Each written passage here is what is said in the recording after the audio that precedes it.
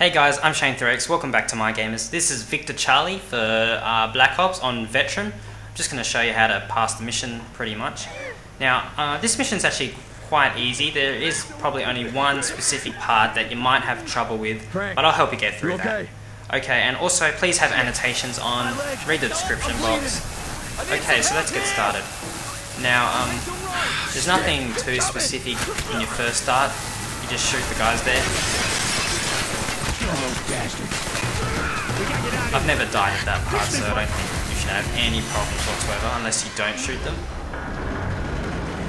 Now, when this game was, still not released, there was news that a new feature was introduced that if you shot enemies in the head, it would activate bullet time, like in Sniper Ghost Warrior. You might have heard me mention that before, or you might have seen the news on Shane3X.com.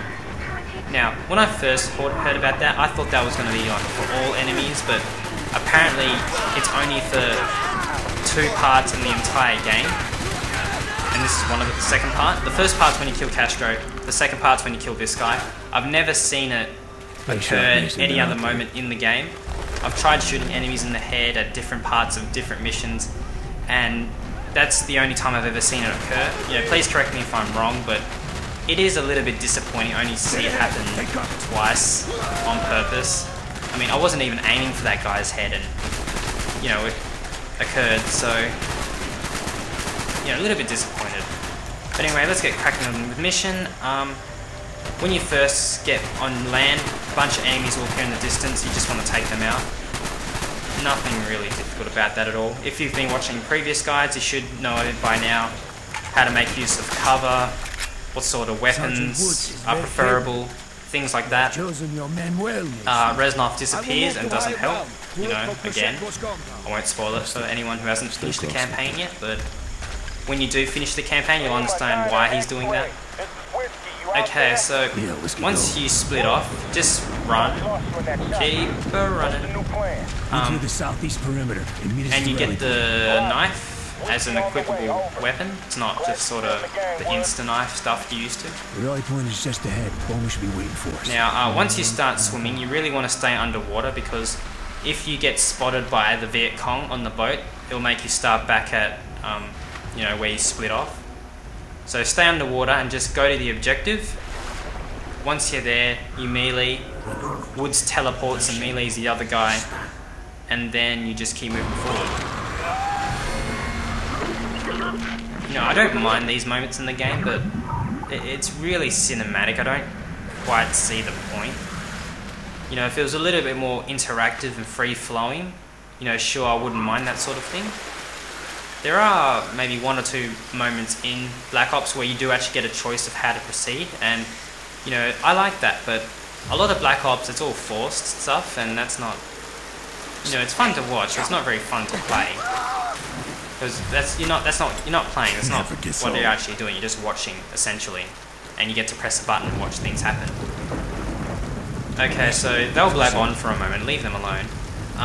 There's another guy with Bowman, Sergeant somebody, I forget his name, and he just sits there. Bowman's like, "Whiskey team, arm you." And then that guy just sits there and does nothing, so Bowman's pretty much by himself, which didn't make sense. And when you do swim over to the other village and you look, that guy's still standing there, even though Bowman told him to follow, so Whiskey team. On me. I don't quite know what was going on there, so we'll leave that for now. It's nothing too important. I'm just really trying to fill in empty spaces while stuff happens. Okay, so once Woods gets in the water, just plant the C4, and then it's a couple more knife kills before you actually get to start playing properly.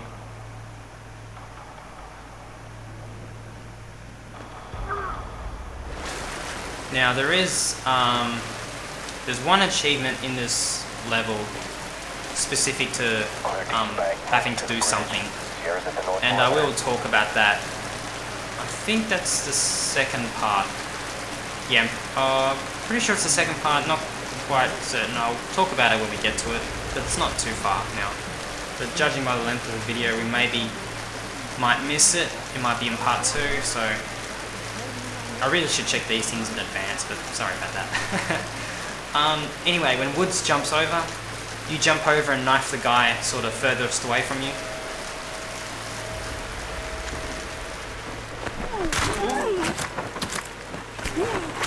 And then if you turn around, there's another guy there, you just knife him. Okay, once he's dead, you jump in that hole there with the water, and there'll be a C4 you have to plant. Now, you can't actually miss this, because if you don't plant it, you can't actually move on to the next area, because you don't remove the barrier until you've planted the C4, so make sure you've planted it. But it is flashing yellow, so it is sort of easy to spot.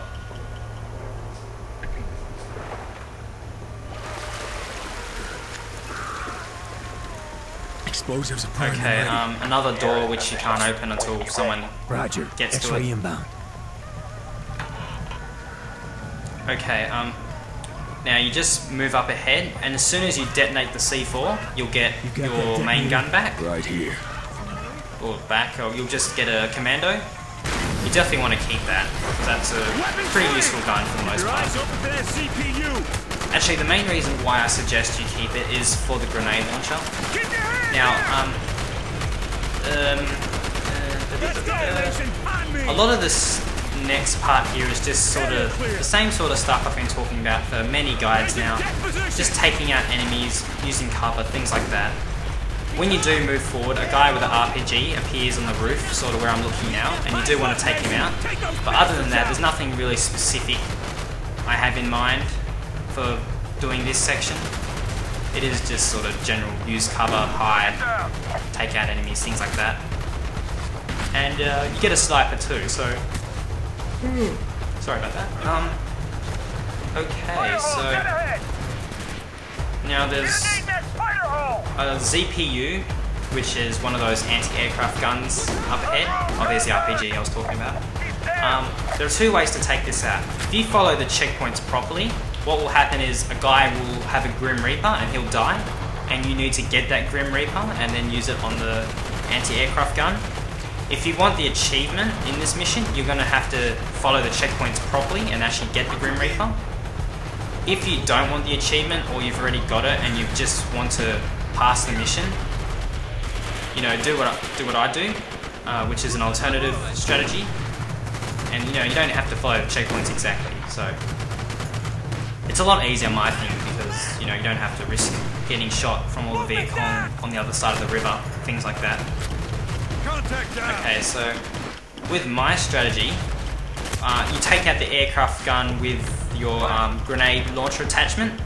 Yes, that will actually kill the thing. As long as you hit the gun, you can use your grenade launcher attachment, and that will be fine.